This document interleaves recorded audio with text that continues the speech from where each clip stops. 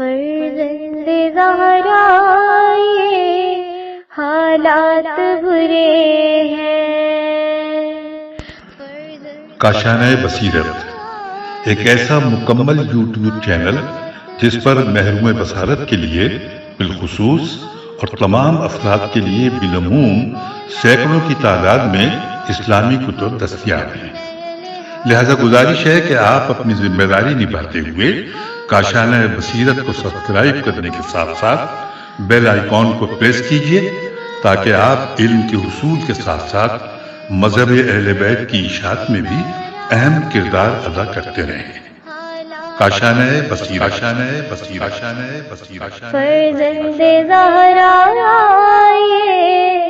حالات برے ہیں۔ اعوذ باللہ من الشیطان اللعین الرجیم، بسم اللہ الرحمن الرحیم۔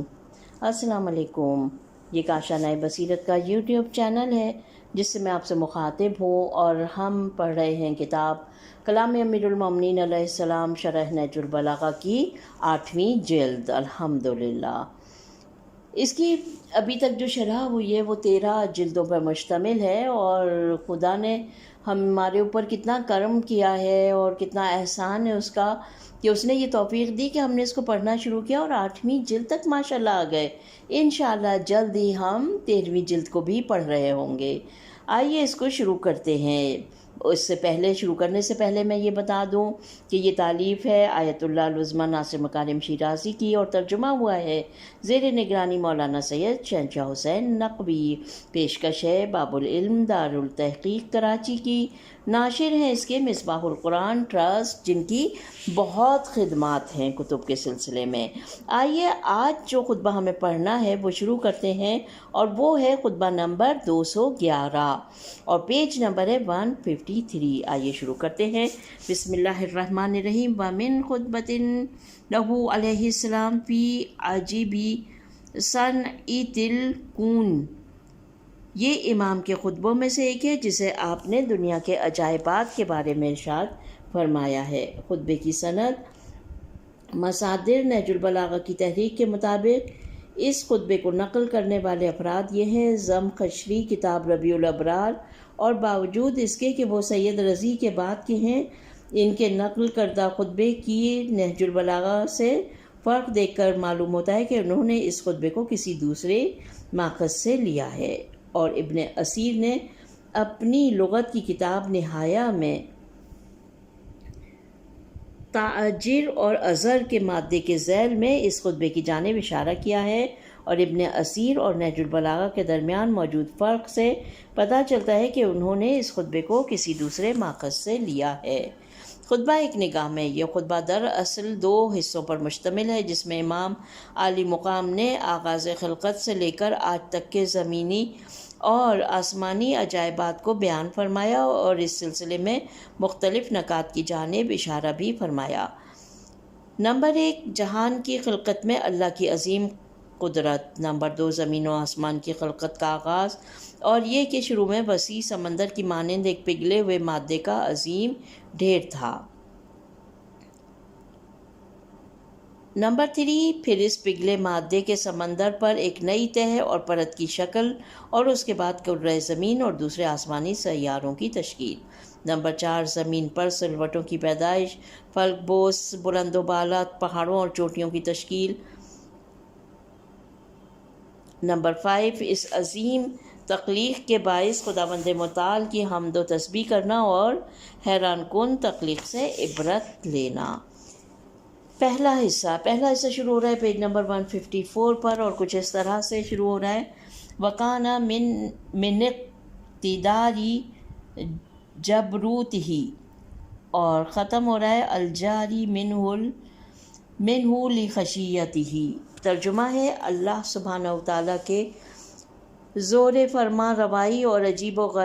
غریب صنعت کی لطیف نقش آرائی کی ایک نشانی یہ ہے کہ اس نے بحر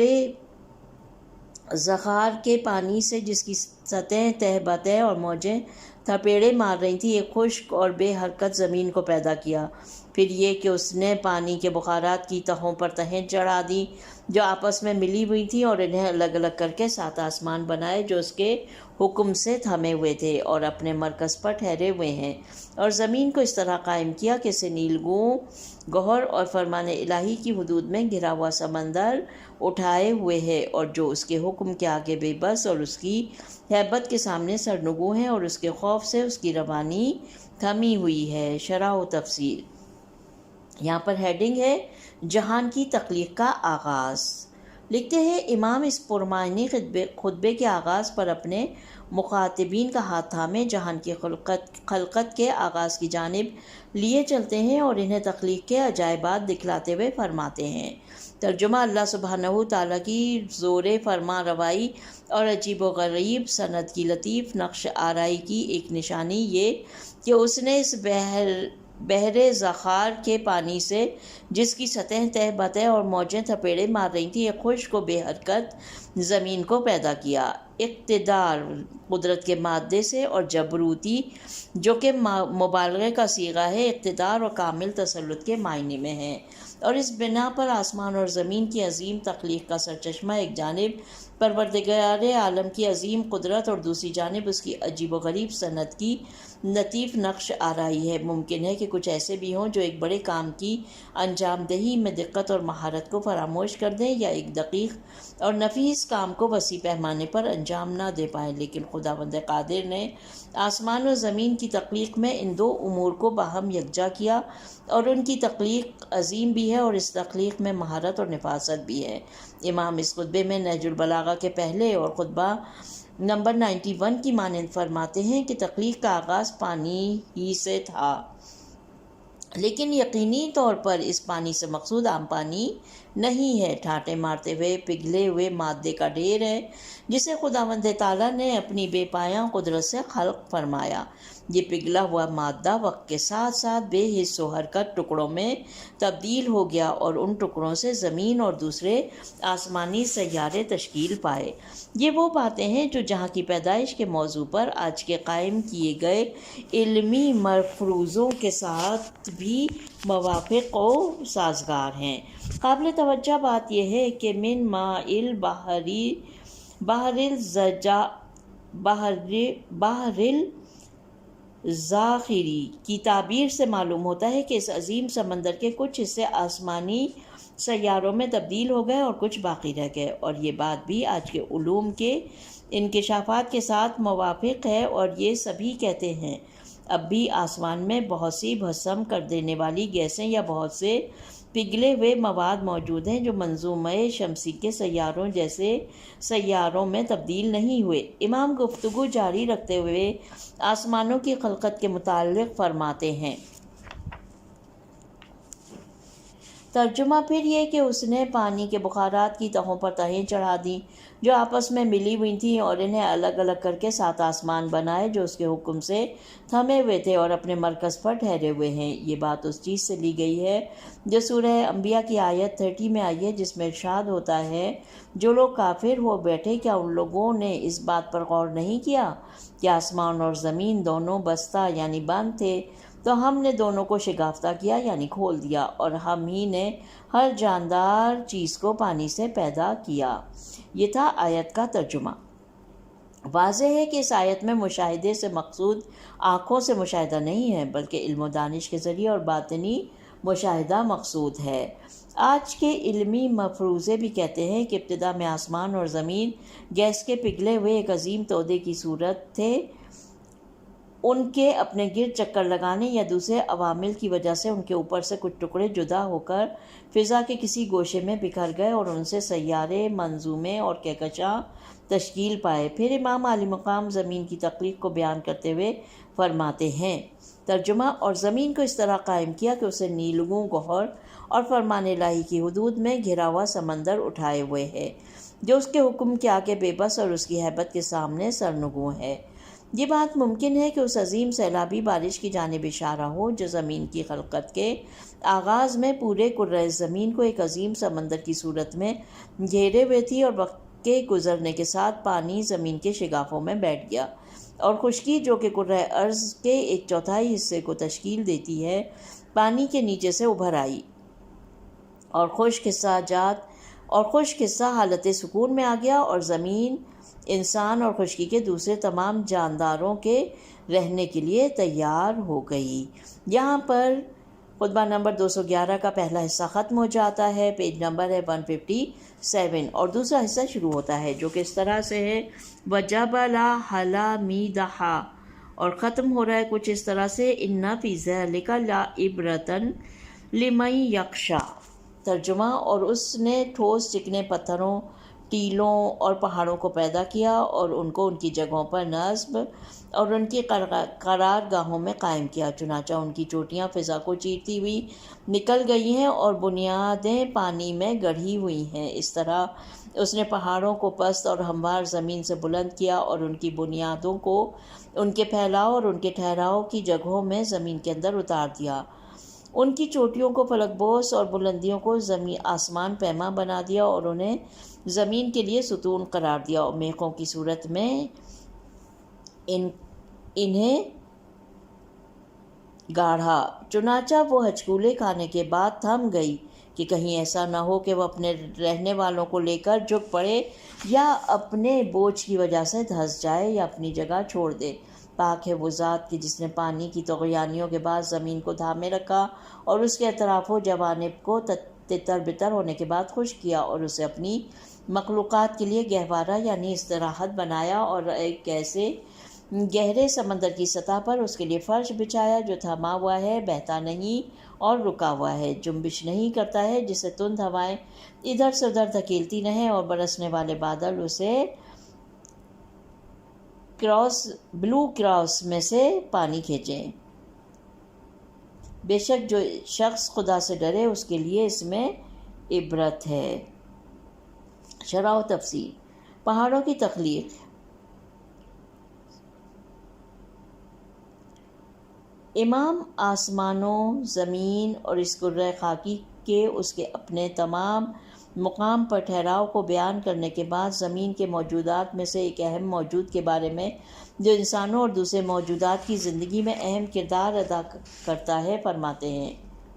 ترجمہ: اور اس نے ٹھوس چکنے پتھروں، ٹیلوں اور پہاڑوں کو پیدا کیا اور ان کو ان کی جگہوں پر نصب اور ان کی قرار گاہوں میں قائم کیا، چنانچہ ان کی چوٹیاں فضا کو چیرتی ہوئی نکل گئی ہیں اور بنیادیں پانی میں گڑھی ہوئی ہیں۔ علمی اعتبار سے یہ بات ثابت ہے کہ زمین کی سطح میں اس کے سرد ہونے سے پہلے اتنی پستی اور بلندی نہیں تھی، لیکن اس کے سرد ہوتے ہی اس میں سلوٹیں نمودار ہوئیں اور ان سلوٹوں سے عظیم پہاڑ اور درے تشکیل پائے۔ پہاڑ پیوستہ آسمان کی جانب آگے بڑھتے تھے اور ان کی جڑیں زمین کے اندر پگھلے ہوئے مادے میں دھس جاتی تھیں اور یوں زمین کی سطح نے موجودہ شکل اختیار کر لی۔ اس کے بعد مولا علی علیہ السلام مزید وضاحت کرتے ہوئے فرماتے ہیں۔ ترجمہ: اس طرح اس نے پہاڑوں کو پست اور ہموار زمین سے بلند کیا اور ان کی بنیادوں کو ان کے پھیلاؤ اور ان کے ٹھہراؤ کی جگہوں میں زمین کے اندر اتار دیا، ان کی چوٹیوں کو فلک بوس اور بلندیوں کو آسمان پیما بنا دیا۔ اس جملے سے بخوبی پتہ چلتا ہے کہ پہاڑوں کی بیرونی دراز قامت کے علاوہ زمین کے اندر ان کی عظیم جڑیں موجود ہیں جو انہیں اندر سے باہم جوڑے رکھتی ہیں، بالکل اس درخت کی مانند کہ جس کا تنا اور شاخیں جس قدر آسمان کی جانب بڑھیں اسی قدر اس کی جڑیں زمین کی گہرائیوں میں مزید گڑھتی اور پھیلتی جائیں گی، کیونکہ بلند اور استوار قامت والے درخت کو عظیم اور مضبوط جڑیں ہی روکے رہ سکتی ہیں اور کمزور جڑیں تو درخت سمیت زمین سے اکھڑ جائیں گی۔ اس کے بعد امام پہاڑوں کی موجودگی کے فوائد کا ذکر کرتے ہیں، جن میں سے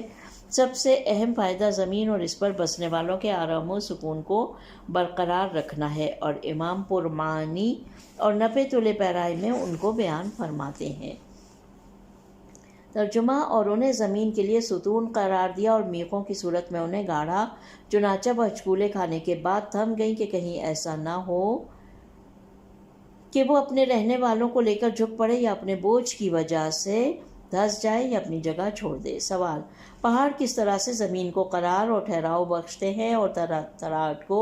روکتے ہیں؟ جواب: اس سوال کا جواب ایک نقطے کی جانب توجہ کرنے سے واضح ہو جاتا ہے، اور یہ کہ زمین کا اندرونی حصہ پگھلے ہوئے مواد اور گیسوں پر مشتمل ہے جو زمین کی بیرونی تہہ پر دباؤ ڈالتے ہیں اور کبھی آتش فشاں کی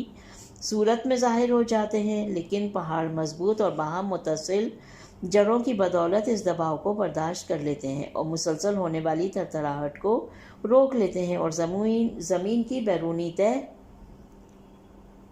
پر آرام و سکون کا باعث بنتے ہیں۔ اس کے علاوہ پہاڑ، چاند اور زمین کی کشش سے پیدا ہونے والے بیرونی دباؤ اور مد و جزر جوار بھاٹے کے مقابل زمین پر سکون برقرار رکھنے میں مؤثر سبب شمار ہوتے ہیں۔ دوسری جانب سے یہ زمین پر رونما ہونے والے طوفانوں کے مقابل بہترین پناہ گاہ ہیں۔ اگر یہ نہ ہوں تو انسانوں کی زندگیاں برہم ہو جائیں۔ پہاڑوں کی خلقت کے اسرار اور زمین کی تھرتھراہٹ کی روک تھام میں ان کے کردار سے متعلق مزید جاننے کے لیے اسی کتاب کی چوتھی جلد میں خطبہ نمبر 91 ملاحظہ فرمائیں۔ ضمناً معلوم ہونا چاہیے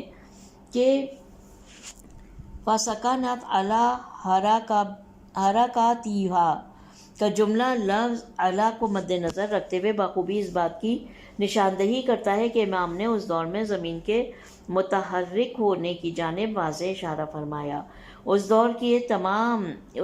حیات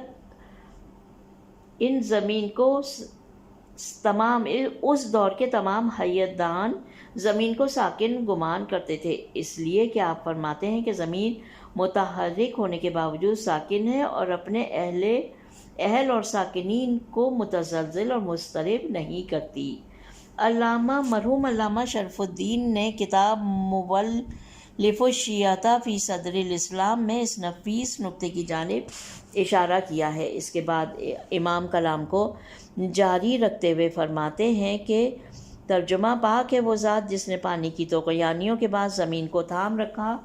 اور اس کے اطراف و جوانب کو تتر بتر ہونے کے بعد خشک کیا اور اسے اپنی مخلوقات کے لیے گہوارہ یعنی استراحت بنایا اور ایک ایسے گہرے سمندر کی سطح پر اس کے لیے فرش بچھایا جو تھما ہوا ہے، بہتا نہیں اور جنبش نہیں کرتا، جس سے تند ہوائیں ادھر سے ادھر دھکیلتی رہتی ہیں اور برسنے والے بادل اسے بلو کر اس میں سے پانی کھینچتے رہتے ہیں۔ بے شک جو انسان خدا سے ڈرے اس کے لیے اس میں عبرت ہے۔ اچھا، یہاں پر جو ہے جب میں نے پہلے اس کا ترجمہ پڑھا تھا تو میں نے یہ پڑھا تھا کہ برسنے والے بادل اسے بلو کراس میں سے پانی کھینچیں، لیکن یہ میں نے غلط پڑھا تھا۔ اب جب میں نے دوبارہ پڑھا ہے تو مجھے سمجھ میں آیا ہے کہ یہ لکھا ہوا ہے کہ اسے بلو کر اس میں سے پانی کھینچیں۔ ٹھیک ہے، تو یہاں پہ یہ کریکشن ہے۔ آئیے آگے بڑھتے ہیں۔ درج بالا عبارت میں دو جملے ایسے ہیں جو پہلی نظر میں ایک دوسرے سے ہم آہنگ معلوم نہیں ہوتے۔ پہلے امام فرماتے ہیں اللہ نے گہرے سمندر کی سطح پر زمین کے لیے فرش بچھایا جو تھاما ہوا ہے، بہتا نہیں، اور اس کے ذیل میں فرماتے ہیں تند ہوائیں اس سمندر کے پانی کو ادھر سے ادھر دھکیلتی رہتی ہیں، لیکن اس میں غور کرنے کے بعد یہ بات واضح ہو جاتی ہے کہ ان جملوں کے درمیان تصادم اور ٹکراؤ نہیں، کیونکہ پہلا جملہ اس سمندر کے طبعی سکون اور ٹھہراؤ کو بیان کر رہا ہے اور دوسرا جملہ بیرونی عوامل کی، جیسے سمندر کی سطح پر تند و تیز ہواؤں کا چلنا، اس سمندر پر تاثیر گزاری کو بیان کر رہا ہے۔ یہ جو امام فرماتے ہیں برسنے والے بادل اسے بلوتے ہیں،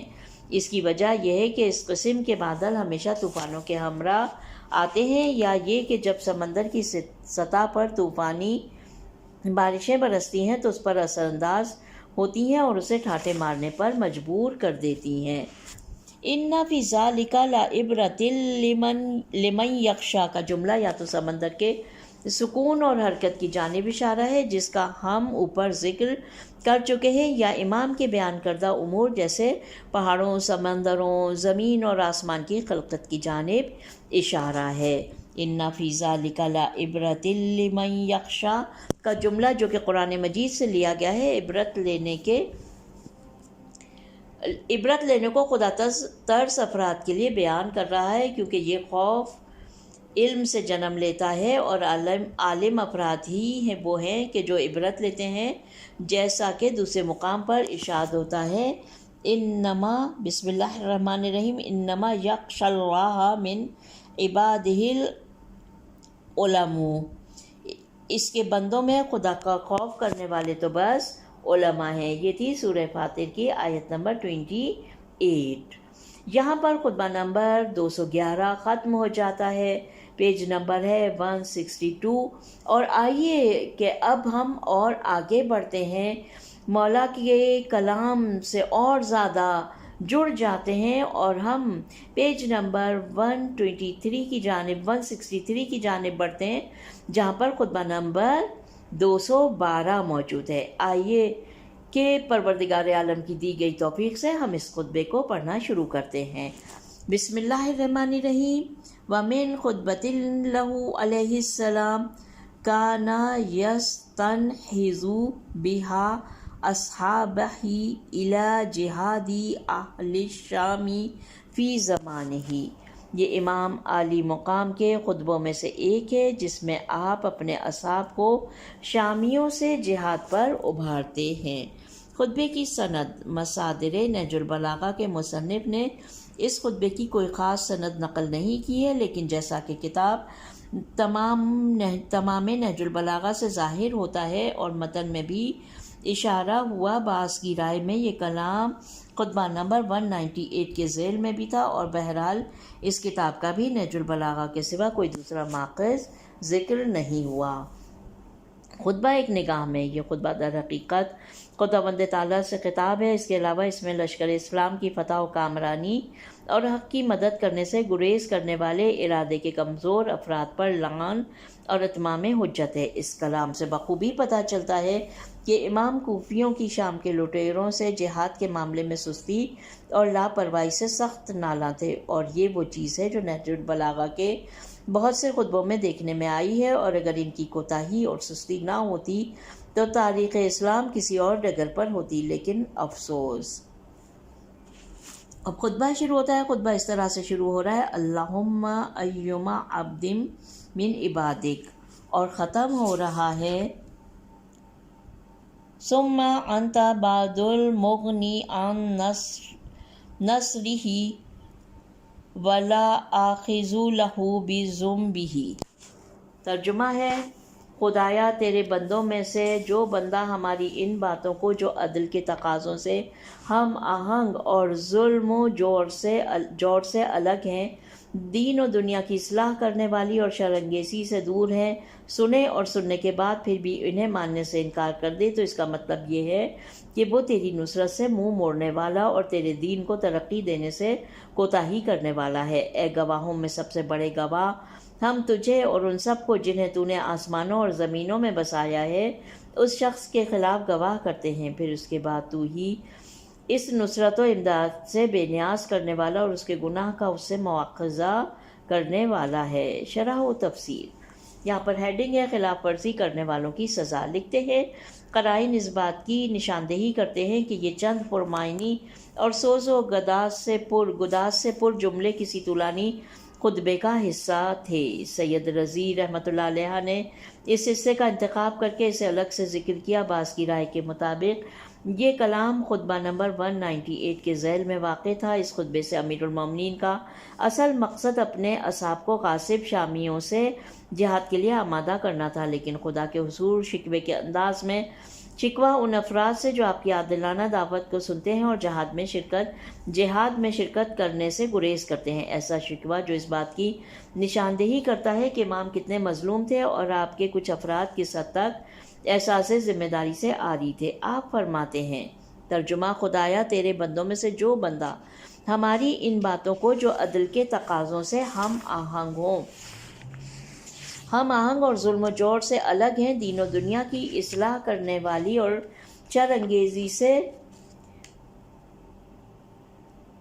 دور ہیں، سنے اور سننے کے بعد پھر بھی انہیں ماننے سے انکار کر دے، تو اس کا مطلب یہ ہے کہ وہ تیری نصرت سے منہ موڑنے والا اور تیرے دین کو ترقی دینے سے کوتاہی کرنے والا ہے۔ اے گواہوں میں سب سے بڑے گواہ۔ قابل توجہ بات یہ ہے کہ امام نے اپنے اصحاب سے شامیوں سے جہاد کی دعوت کے سلسلے میں کی گئی گفتگو کی چار اوصاف کے ساتھ تاکید فرمائی ہے۔ نمبر 1،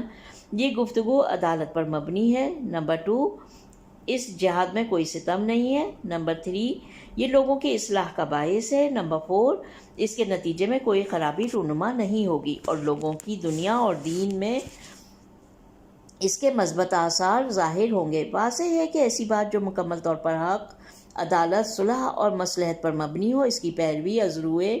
عقل و شرع لازم ہے، اور اس سے انحراف کرنے والے خداوند متعال اور حکم عقل سے روگرداں ہو گئے ہیں۔ ایک اور نکتہ یہ ہے کہ امام فرماتے ہیں جو لوگ آپ کی شامی لٹیروں سے جہاد کی دعوت کی خلاف ورزی کرتے ہیں، انہوں نے خدا کی مدد اور اس کے آئین کو عظمت بخشنے سے انکار کیا ہے، اور اس میں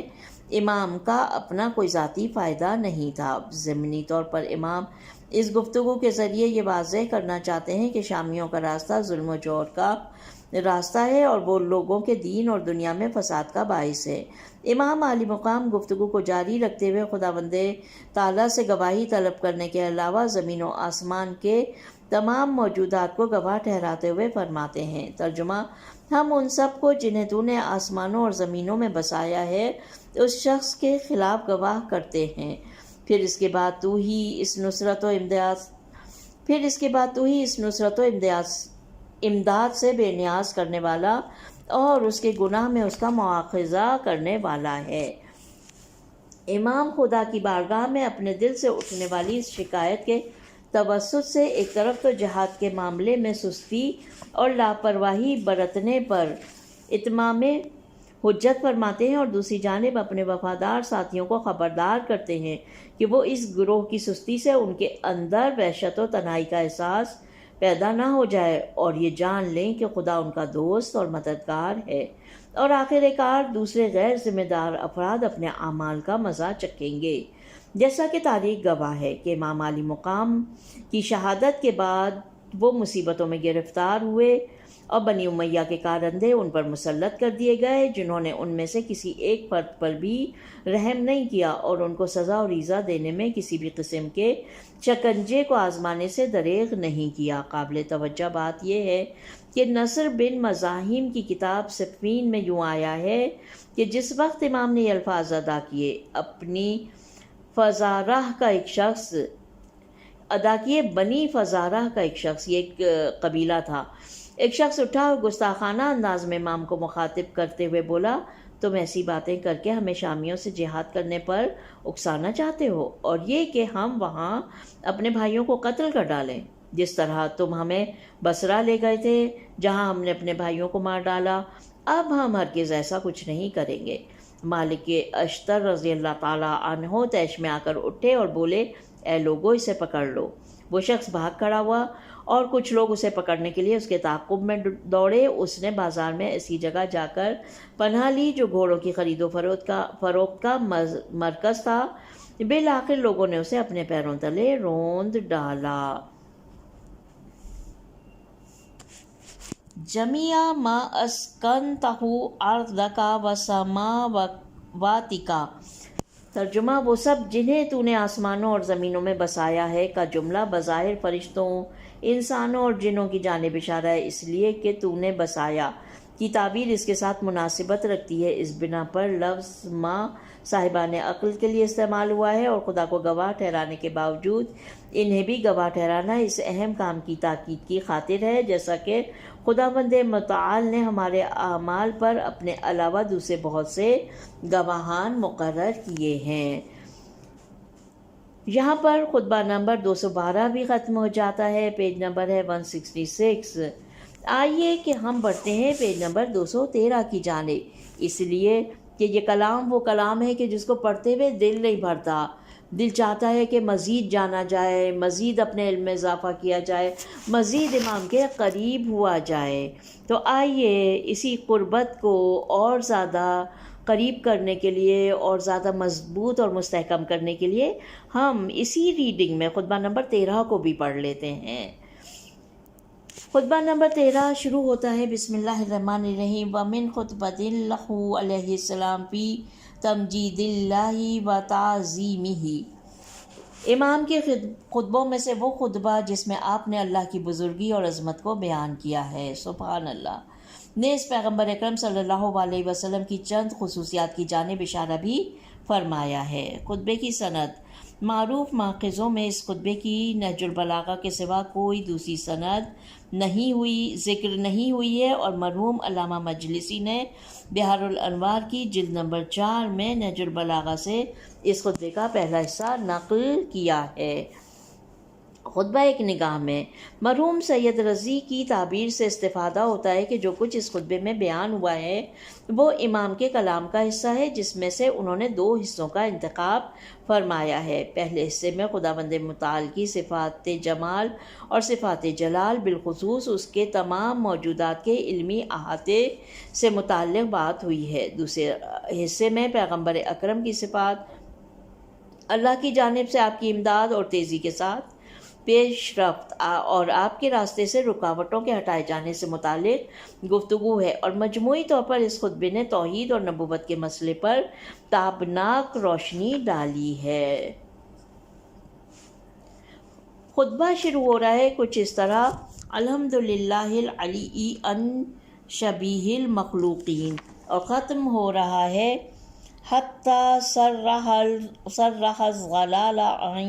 عن یمینی و شمال۔ ترجمہ ہے: تمام حمد اس اللہ کے لیے جو مخلوقات کی مشابہت سے بلند تر اور اپنے عجیب و غریب نظم و نسق کی بدولت دیکھنے والوں کے سامنے آشکار اور اپنے جلال عزت کی وجہ سے وہم و گمان دوڑانے والوں کی فکر و اوہام سے پوشیدہ ہے۔ وہ عالم ہے بغیر اس کے کہ کسی سے کچھ دیکھے یا علم میں اضافہ اور کہیں سے استفادہ کرے، اور بغیر فکر و تعمل کے ہر چیز کا اندازہ مقرر کرنے والا ہے۔ اسے نہ تاریکیاں ڈھانپتی ہیں اور نہ وہ روشنیوں سے قصبے ضیاء کرتا ہے، نہ رات اسے گھیرتی ہے اور نہ دن کی گردشوں کا اس پر گزر ہوتا ہے۔ اس کا جاننا بوجھنا آنکھوں کے ذریعے سے نہیں اور نہ اس کا علم دوسروں کے بتانے پر منحصر ہے۔ اس خطبے کے دوسرے حصے میں پیغمبر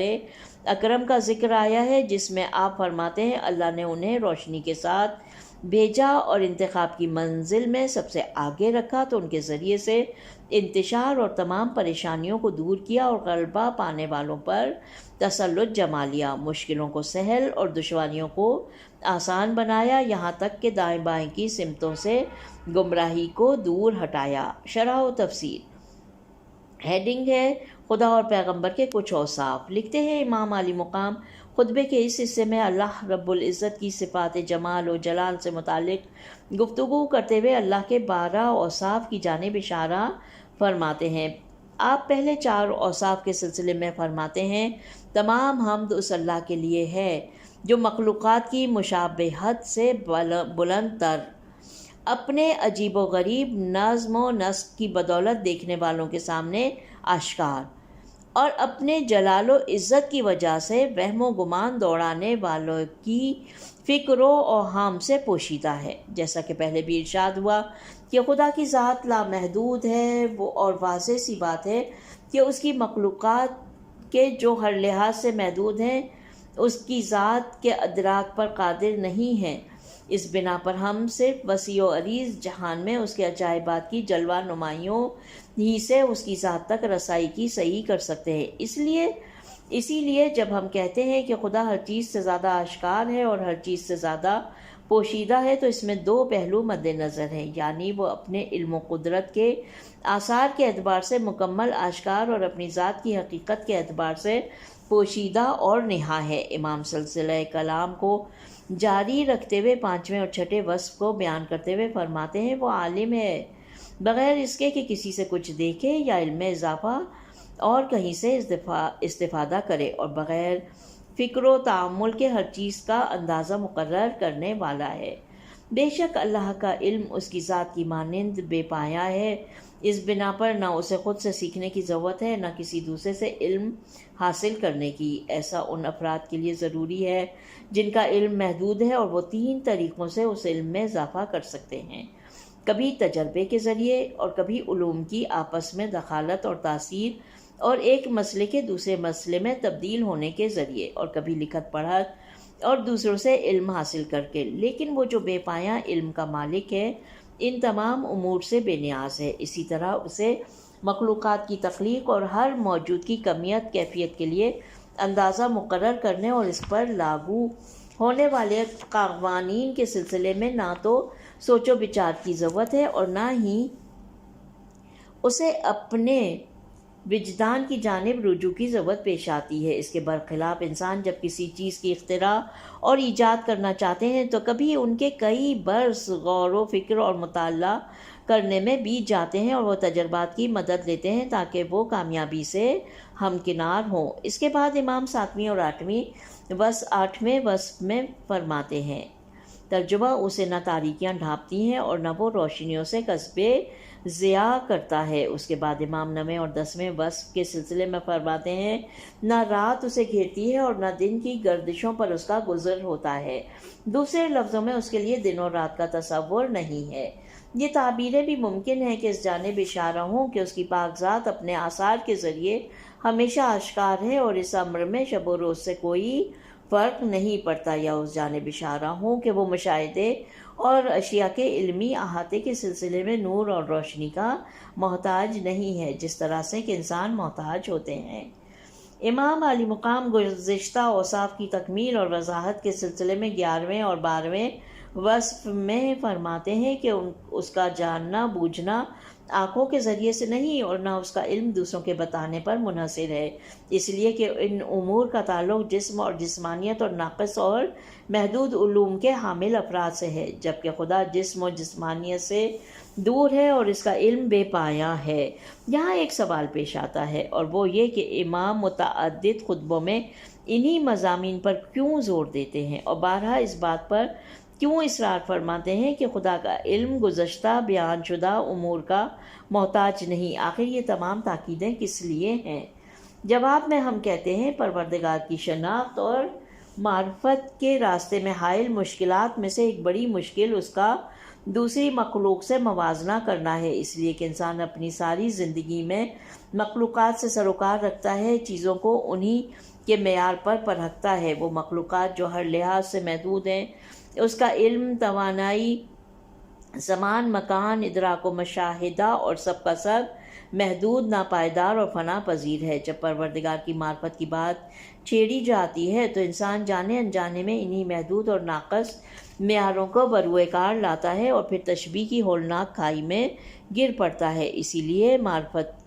لیے الہی معرفت کے یہ عظیم معلم یعنی مولا کائنات علی ابن ابی طالب علیہ السلام مسلسل خبردار کرتے ہیں کہ اس کھائی کے قریب بھی نہیں پھٹکو اور خدا کا دوسری مخلوقات سے موازنہ نہ کرو، ورنہ تم اللہ کی معرفت سے دور ہو جاؤ گے۔ تم لوگ اپنے دماغ میں وہموں کو پالتے ہو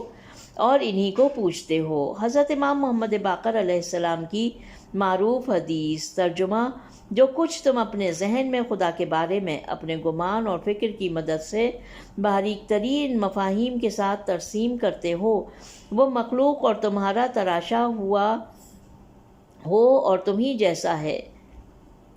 اور تمہاری طرف ہی پلٹے گا۔ اسی مطلب کی جانب ایک خوبصورت اشارہ ہے۔ خدا کی جسمیت کا اعتقاد، اسے مخلوقات سے تشبیہ دینا، اس کی رویت کے ممکن ہونے اور دنیا میں یا کم از کم آخرت میں اس کے دکھائی دیے جانے کا عقیدہ اس قسم کی خطرناک گمراہیوں میں سے ہے۔ اس خطبے کے دوسرے حصے میں، جسے سید رضی نے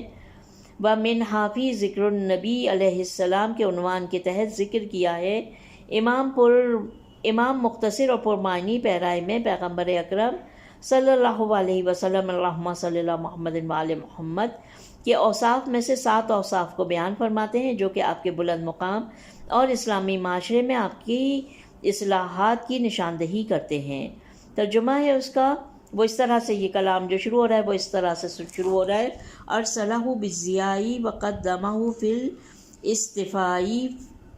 اور ختم ہو رہا ہے الظلال عن یمین و شمال۔ ترجمہ ہے، اللہ نے انہیں روشنی کے ساتھ بھیجا اور انتخاب کی منزل میں سب سے آگے رکھا، تو ان کے ذریعے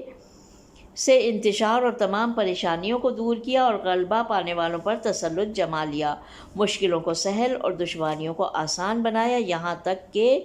دائیں بائیں کی سمتوں سے گمراہی کو دور ہٹایا۔ ضیاء سے مقصود کیا ہے؟ اس سلسلے میں درج ذیل امکانات پائے جاتے ہیں: نور ایمان، علم، قرآن، وحی یا یہ سب، یعنی خداوند متعال نے پیغمبر اکرم کو نور، وحی،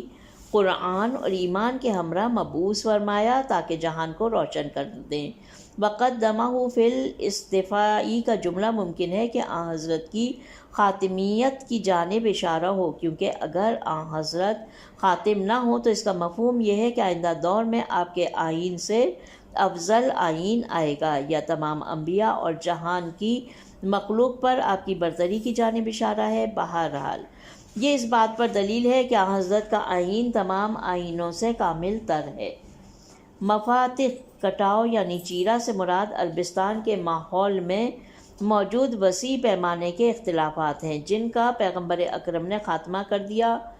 اور سب لوگوں کو توحید کے پرچم تلے متحد کر کیا۔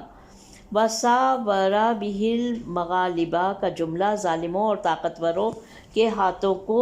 کمزوروں اور محروموں کے گریبانوں تک پہنچنے نہیں دینے کی جانب اشارہ ہے، جو کہ اسلام کے ظہور کی برکت سے ممکن ہوا اور سبھی نے اس آئین کی طاقت اور قدرت کے سامنے سر تسلیم خم کر دیے۔ وَذَلَّلَ بِهِ الصَّعُوبَةَ مشکلات کو ہٹانا اور ناہمواریوں کو ہموار کرنا کا جملہ معنوی، عقیدتی اور اخلاقی مشکلات کے حل کی جانب اشارہ ہو، یا مادی اجتماعی مشکلات کے حل، یا ان سبھی کے حل کی جانب ہو جو اسلام کے ظہور کے ساتھ ممکن ہوا۔ حتیٰ صرح الضلال عن یمین و شمال کا جملہ ان تمام خرابیوں کے خاتمے کی جانب اشارہ ہے جن کی جانب گزشتہ جملوں میں اشارہ ہوا، یعنی دائیں بائیں اور ہر سمت سے امڑ آنے والی گمراہیاں جو آن حضرت اور ان کے آئین کے وسیلے سے پیچھے دھکیل دی گئیں۔ یمین و شمال کی تعبیر ممکن ہے کہ افراط و تفرید کی جانب اشارہ ہو، یا خرابی کی جانب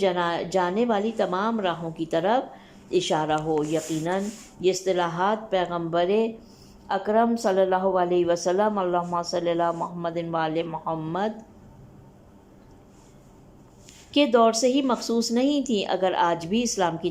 تعلیمات اور لاہ عمل پر عمل کریں تو وحدت کا نور اسلامی معاشرے کو اپنے حصار میں لے لے گا، اور طاقتور افراد بھی اپنے ظلم سے باز آ جائیں گے، اور تمام اجتماعی سختیاں اور مشکلات